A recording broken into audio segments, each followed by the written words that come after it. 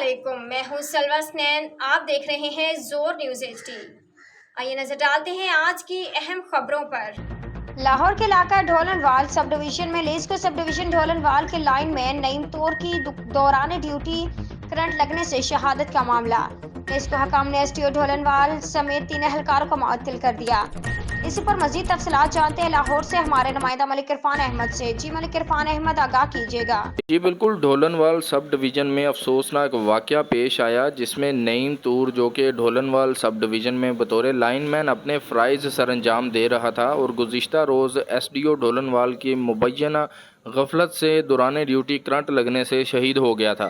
लेस्को अफसरान ने वाक़या का फौरी नोटिस लेते हुए SDO ढोलनवाल समेत 3 एहलकारान को मुअत्तल कर दिया है। मुअत्तल होने वालों में SDO Muqaddam Ali, feeder incharge Syed Hasan Sardar और असिस्टेंट लाइनमैन राशिद महमूद शामिल हैं।